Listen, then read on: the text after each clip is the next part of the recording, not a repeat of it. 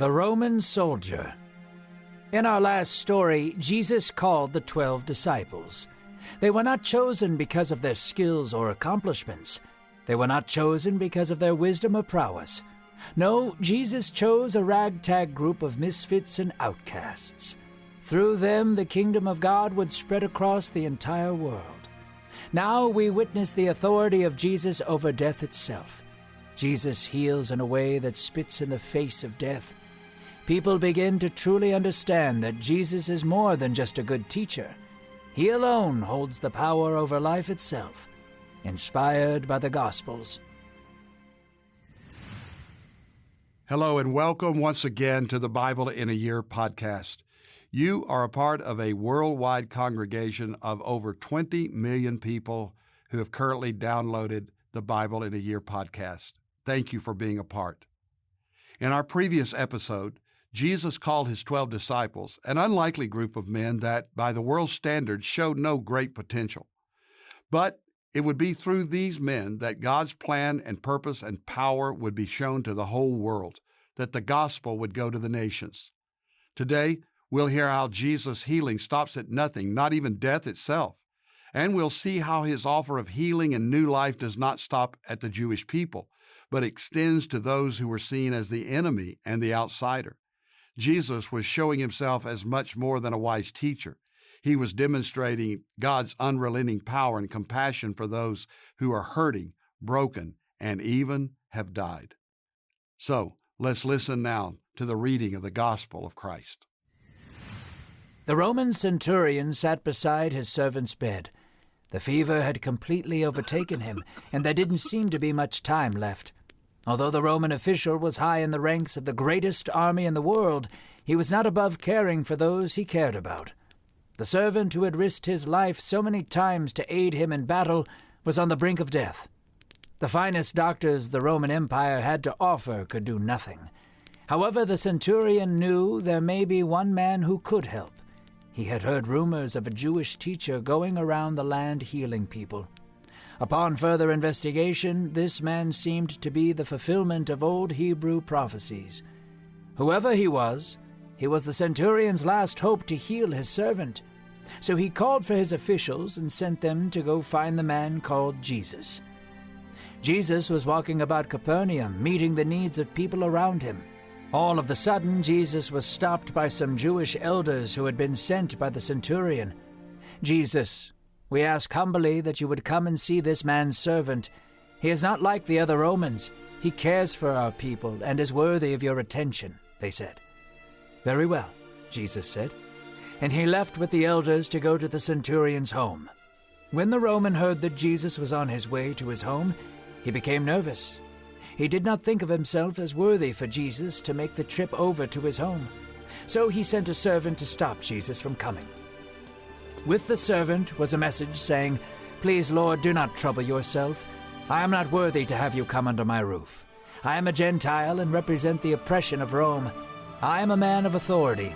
When I tell my men to come and go, they do so without question. I know you are also a man of great authority.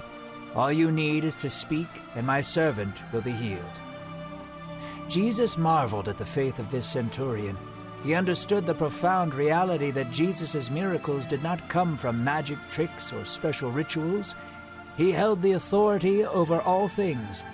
Jesus turned to his disciples and said, "I have not seen such faith from anyone in all of Israel." So Jesus departed, and the messengers returned home to find the centurion's servant healed and well. Soon afterward, Jesus traveled to the town of Nain. A large crowd followed Jesus wherever he went. However, when he arrived at Nain, people were surprised. Nain was a desolate and ugly town. It was dirty and filled with crime. However, Jesus walked with purpose behind each step. He went nowhere on accident. As Jesus entered into the town, a line of people were exiting.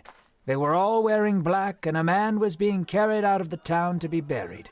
He was the only son of his widowed mother. Now that he had died, she was utterly and completely alone. Jesus watched as the people walked out of the city. Then he saw the man's mother. Her eyes were red from tears. Jesus could feel her pain deep in his stomach. Watching her mourn over her son was heart-wrenching. Jesus was filled with compassion. He held the woman in his arms. She wept bitter tears of sorrow. Jesus' disciples watched as Jesus comforted this old woman, like a father would his daughter. "Do not cry," Jesus hushed. Then he approached the men holding up the dead son and stopped them from walking. Jesus touched the dead man's chest gently. "Young man," Jesus whispered, "I say to you, arise." And just as in the valley of dry bones in Ezekiel, the word of the Lord caused new life to spring forth in the young man. His lungs filled with air, and he sat up from his stretcher. A wonderful fear came over them all as they watched the once dead man walk to his mother. She crumbled in his arms, sobbing deep tears of joy. Jesus smiled as he watched the two of them embrace. Then he gestured for his disciples to follow him out of Nain. Report of Jesus' act spread like fire fueled by wind. People from near and far could not help but travel to get a glimpse of Jesus. The great hero of Scripture was now known. History would never be the same.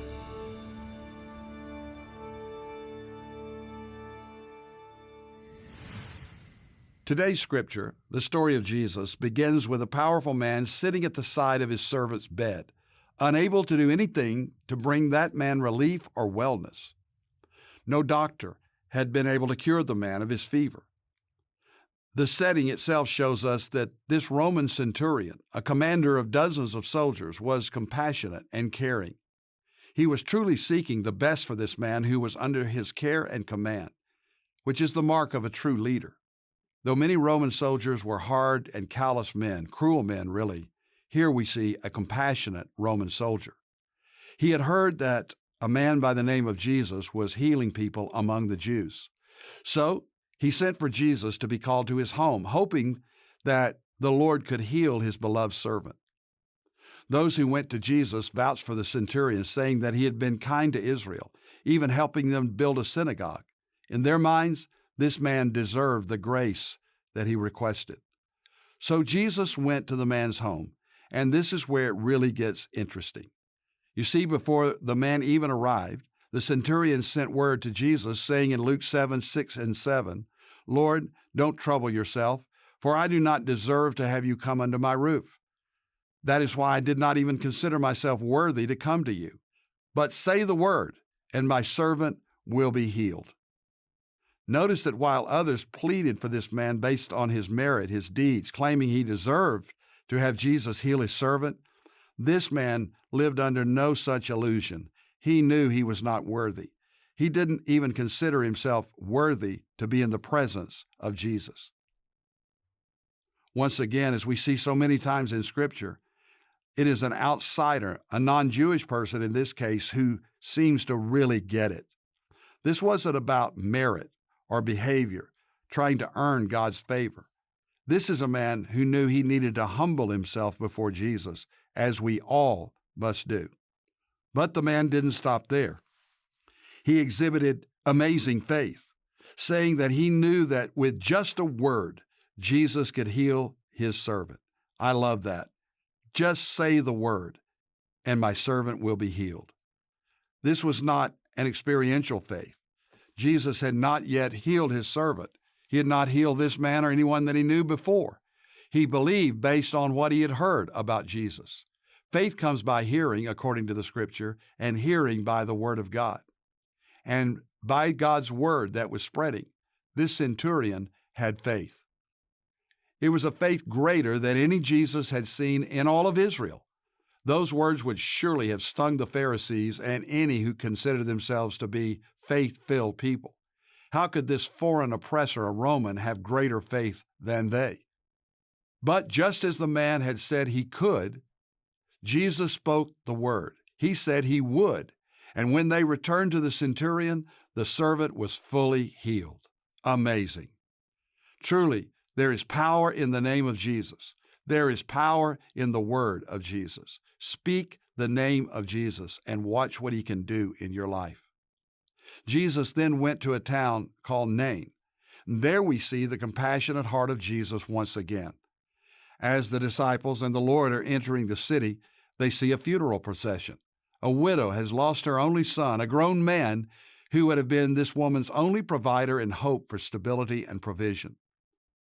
This time, nobody sought Jesus out, but rather he sought the woman out. He saw her, and we're told that his heart reached out to her.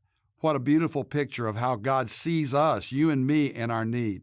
He knows our name. He knows our need. He sees our desperate, hopeless state, that we are walking and living in darkness, in spiritual death, and his heart goes out to us.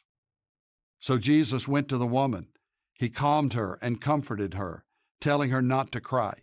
He then commanded the man to rise to life, that life would re-enter his body, and this man who was dead walked into his mother's arms. All who saw this were mesmerized by the miracle, and they glorified God, saying that the Lord had surely come to his people through Jesus. They spoke a truth that day, the depth of which they did not yet fully understand. But God had indeed come to save his people, to bring the dead back to life, and to restore his children into his loving arms. Dear God, how thankful we are once again to praise your name for the hope and the healing that you give us. You give us the promise of eternal life through Jesus our Lord. Thank you that you can raise the dead, that you have raised us to a new life in Christ, that we will live with you now and forever. Thank you for your love, your grace, your salvation, the healing and the hope that is ours because of what you have done. In Jesus' name, amen. Thank you for listening to today's Bible in a Year podcast. I'm Jack Graham from Dallas, Texas. You can download the pray.com app and make prayer a priority in your life, just like over 20 million people have done to this date. If you enjoyed this podcast, share it with someone you know and love, because by sharing this message of the Word of God, you can make an eternal difference in someone's life. And I want to encourage you to go to jackgraham.org. That's me at jackgraham.org.